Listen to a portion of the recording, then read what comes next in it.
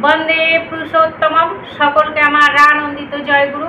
আজ ইষ্ট কথায় আমরা আলোচনা করব আমার পরম দয়াল শ্রী শ্রী ঠাকুরকে আমরা কিভাবে বুঝতে পারবো যে তিনি আছেন, তাকে কিভাবে আমরা উপভোগ করব, তাকে কিভাবে আমরা উপলব্ধি করব যে তিনি আমাদের সাথে আছেন।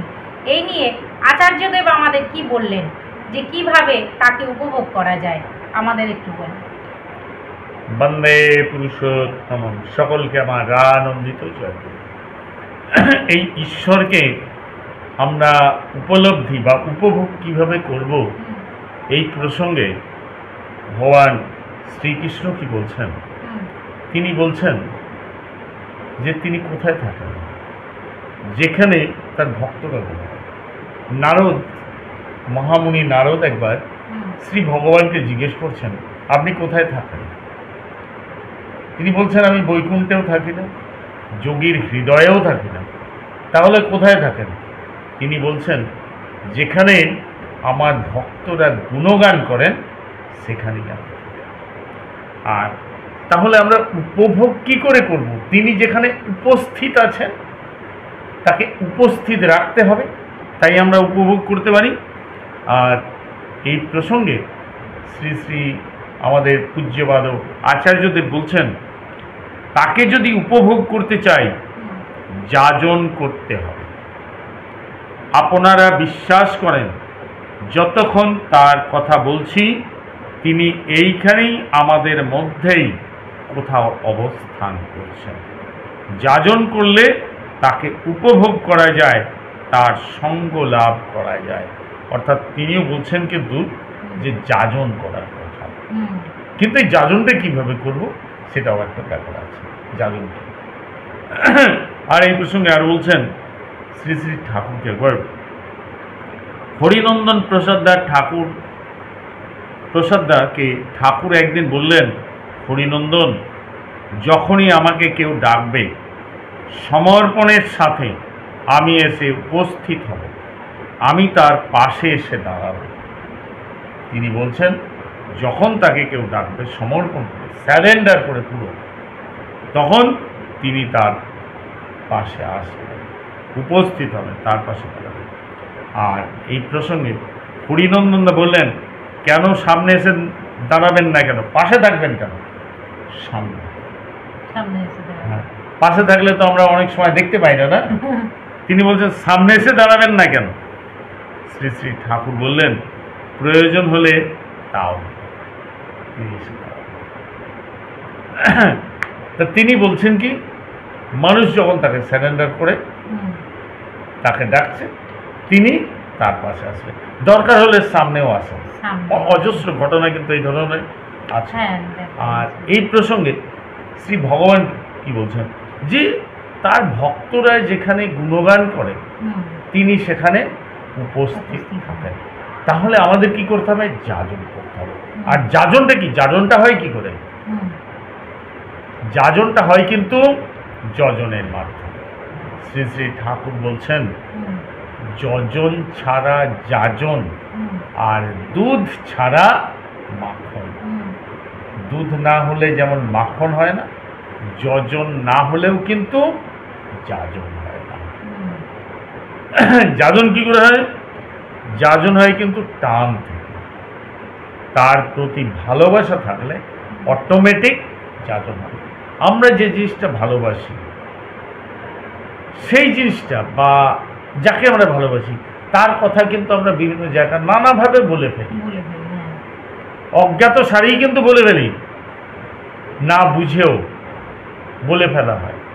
যখন আমরা ঠাকুরের প্রতি আমাদের টান বেড়ে যাবে তত কিন্তু আমাদের যাজনটা বেশি হবে। তার প্রতি ভালোবাসা হলেই এই যজন হলে যাজন। তার জন্যই কিন্তু প্রয়োজন হচ্ছে এই যজন যাজন ইষ্টভৃতি। শ্রী শ্রী ঠাকুর যে জিনিসটা দিয়ে গেলেন আমাদের উপলব্ধি করার জন্য, যজন যাজন ইষ্টভৃতি, এই জিনিসটা চালিয়ে যেতে হবে। ইষ্টভৃতি তো আমরা জানি, তার ভরণ করা, তার মধ্যে দিয়ে কিন্তু তার প্রতি আমাদের ভালোবাসা জন্মায়। যেমন একটা মানুষ পাখি পোষে, জঙ্গলে তো অনেক পাখি আছে, সব পাখির উপর টান থাকে না, কিন্তু যে পাখিটা সে পোষে হ্যাঁ। তাকে নিয়মিত যে পাখিটাকে দেখাশোনা করে। খাবার দেয়, হুম, নিয়মিত যে পাখিটাকে সে খাওয়াচ্ছে, হুম, সেই পাখিটার প্রতি তার কিন্তু একটা বেশি টান জন্মে যায়। কিংবা রাস্তায় অনেক কুকুর আছে, তার মধ্যে যদি সে কোনো একটা পার্টিকুলার কুকুরকে খাওয়াতে লাগে হুম, দিন দিন, তাহলে কিন্তু সেই কুকুরের প্রতি তার টান জন্মে যায়। তাহলে এইরকম একটা জন্তুর প্রতি যদি টান জন্মে যায়, তাহলে কোনো মানুষকে যখন সে লালন পালন করে তার প্রতিও কিন্তু তার একটা টান জন্মে যায়। ঈশ্বরকে প্রতিদিন দেওয়ার মাধ্যমে, হুম, নিবেদন করার মাধ্যমে তার প্রতি কিন্তু আমাদের একটা ভালোবাসা টান অটোমেটিক জমে যায়। আর টান জন্মালেই তখন কি হয়, তার কথা আমরা ভাবতে চেষ্টা করি। সেটা হচ্ছে যজন, সেটা ভাবা। আর ভাবার পরে কি হয়, এই যে বলা যাজন, হুম, যাজন করার মানে ভক্তরা যখন তার গুণগান গাইছে, তিনি বলছেন না তিনি এখানে উপস্থিত, হুম, আমরা যখন যাজন করি তার কথা বলি, তিনি কিন্তু আমাদের এই পাশে এসে তখন উপস্থিত হন, তিনি কিন্তু উপলব্ধি করেন, তিনি কিন্তু এটাকে বেশ রিলিজ করেন, আনন্দ করেন, উপভোগ করেন, তিনিও উপভোগ করেন, ঈশ্বর উপভোগ করেন। সেই যখন আলোচনা সেই করতে জন্যে বলা হয় তখন আমরা যখন যাজন করি, হুম, এই যাজন একটা বড় টনিক।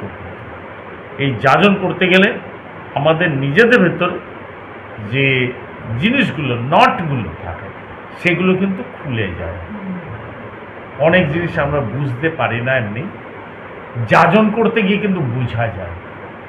যেমন একটা খুব স্বাভাবিক জিনিস, কোনো একটা ছেলে কোনো কিছু পড়লো, হুম, পড়ে এসে কিছুটা মনে রাখবে, তার কিন্তু পুরো উপলব্ধি হয় না। কিন্তু সেই জিনিসটা নিয়ে আবার যখন একজনকে পড়াতে যাচ্ছে, বলছে, তখন সে কিন্তু সেই জিনিসটা উপলব্ধি করে।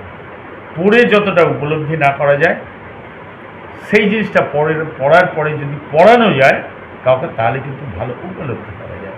আমাদেরও তাই, এই যে ঠাকুর সম্বন্ধে জানলাম, যজন করলাম, সেই যজন করে আবার কাউকে বললাম সেই কথাটা, হুম, তখন কিন্তু আমরা সেই জিনিসটা, ঠাকুরের জিনিসটাকে উপলব্ধি করি। এইভাবেই মনের কিন্তু ভেতরে আনন্দ লাগে। হ্যাঁ, এই যে আনন্দ লাগে, উপলব্ধি করি। আর উপলব্ধির মধ্যেই তো মানে এটাই তো উপভোগ। হুম, হুম, তখন আমরা শ্রী শ্রী ঠাকুরকে উপলব্ধি করতে পারি। আর এই উপলব্ধিটাই হচ্ছে কি আমরা উপভোগ করি। তিনি যে ঈশ্বর আছেন, হুম, মুনি ঋষিরা ধ্যান করছেন কি তার দর্শন পাওয়ার জন্য। তার দর্শন পায় কি হবে, তার দর্শনেই যে আনন্দ, তাকে উপভোগ করা, এটা কিন্তু একটা স্বর্গীয় আনন্দ, যেটা সেটা সেই জন্য এই উপভোগ করতে গেলে যাজন করতে হবে। আর যাজন ছাড়া কিন্তু কিছু হবে না। হুম, ঈশ্বরে আমরা যত কাজই করতে যাই কিছুর জন্য, শ্রী শ্রী ঠাকুর বলছেন তার প্রতি টান, ঈশ্বরের প্রতি টান, ভালোবাসা যদি থাকে, হুম, তাহলে কিন্তু সব হয়। একমাত্র এই নাম আর ভালোবাসায় হুম, ঈশ্বরকে জয়লাভ করতে পারে, নাম আর ভালোবাসা। সেই জন্য বলে না, নাম নিতে হয়, গুরুমন্ত্র নিতে হয়। এই যে নাম, গুরুমন্ত্র নেয়া আর ঈশ্বরকে ভালোবাসা। আর এই নাম আর ভালোবাসা আনতে গেলে কি করতে হবে, তার প্রতি টান চাই। টান হয়েছে কি করে বসে যাবে, একটার সাথে একটা কিন্তু জড়িত। শ্রী শ্রী ঠাকুর বলছেন টানের লক্ষণ যাজন সেবা, হুম, যাজনে উপভোগ, হুম, এমনি করেই আসে কর্ম, কর্মে পূর্ণ যোগ। আমাদের যে জ্ঞান যোগ, ভক্তি যোগ, যে এই যোগগুলো দিচ্ছেন, হুম, কর্মযোগ, শ্রী শ্রী ঠাকুর কিন্তু জ্ঞান যোগ, ভক্তি যোগ, কর্মযোগ সব এক করে দিলেন এই যজন যাজন ইষ্টভূতির মধ্যে। আর এই কর্মেই হচ্ছে পূর্ণ যোগ, হচ্ছে এই কর্মের মাধ্যমে। সেই জন্য তিনি এই কথাটা বলছেন। আর সেই জন্য আমাদের কিন্তু যাজন করতে হবে। যাজন করলেই তাকে উপলব্ধি করা যায়, তাকে উপভোগ করা যায়। আর এখন যেটা আমাদের চলছে ডিপি ওয়ার্ক, এই যে মানুষের কাছে ডিপি ওয়ার্ক, এই ডিপি ওয়ার্ক করতে গিয়ে মানুষ এখন, যারা কিছু করতেন না, এই ডিপি ওয়ার্কে লেগে অনেক মানুষ অনেকভাবে শ্রী শ্রী ঠাকুরকে উপলব্ধি করছেন, তাকে উপভোগ করছেন। তার মানে সবচেয়ে বড় কথা হচ্ছে কিন্তু যাজনে লেগে যেতে হবে, যাজন। ঠিক আছে? আর এই যজন যাজন ইষ্টভৃতি, এটা কিন্তু একসাথে লেগেই আছে। মানে যাজন হচ্ছে না মানে এই জিনিসগুলো হচ্ছে না, ঠিক। যাজন কিন্তু একটা বাহ্যিক, তো আমাদের অন্তরের যে ভাবটা বাইরে ফুটে ওঠে। যদি যজন ইষ্টভৃতি ঠিক হয় তাহলে কিন্তু যাজন কিন্তু অটোমেটিক হয়ে যাবে। যাজন হচ্ছে না মানে যজনে কোথাও ফাঁকতি আছে। যজন যদি ঠিক হয় যাজন সেটা হতে বাধ্য, কারণ ইনপুট যদি হয় বাইরে থেকে আউটপুট আসবেই, ঠিক আছে। তাই ঈশ্বরকে উপভোগ করতে গেলে আমাদের করতে হবে কি, যাজন। আর যাজন করলে আবার ওই এদিকগুলোও কিন্তু ঠিক হয়ে যাবে। আবার যদি যাজন করতে যাওয়া হয় তখন ওই যাজন করতে গিয়ে অনেক কিছু আমাদের নিজের ভুল ধরা পড়ে যায়, তখন আমরা এগুলো সংশোধন করে নিয়ে যজনে চলে আসে এবং ইষ্টভৃতিও কিন্তু ঠিক মতো হয়। টান এই যে আমাদের ধরো একজন জানাশোনা যে আছে, হ্যাঁ দেখেছি, তা তিনি তো আগে কথাই বলতে পারতেন না, শুনেছি, কিন্তু এখন ঠাকুরের সান্নিধ্যে এসে যাজন করতে করতে উনি এখন কত জেনে গেছে ঠাকুরের ইয়েতে। যে কোনো মানুষ কাজ করতে নামলেই তার জ্ঞান হয়। এগুলো মানে আবার এই যে ডিপি ওয়ার্ক করতে গেছে, কত মানুষ ঠাকুরের এই যাজন করতে করতে কত কথা তাদের মুখ থেকে বেরিয়ে আসছে ঠাকুরের নামে। তা বলতেও ভালো লাগছে, তখন মনে হয় যে আমি এত কথা বলে এলাম, কি করে বললাম। এই যে মানে প্রথমে বলতে গিয়ে ভয় লাগে ঠাকুরের কথা, তা বলতে পারবো তো, কিন্তু তারপরে দেখায় যে বাবা আমি কি করে বলে এলাম এই এতগুলো কথা। এই যে তখন আমরা না মনে মনে তখন আনন্দ হয় যে ঠাকুরের কথা বলতে পেরেছি। এই হচ্ছে যাজন, তাকে তখন উপভোগ করা যায়। আপনারা সবাই ভালো থাকবেন, সুস্থ থাকবেন, পরম দয়ালকে নিয়ে আনন্দে থাকবেন। জয় গুরু, বন্দে পুরুষোত্তম।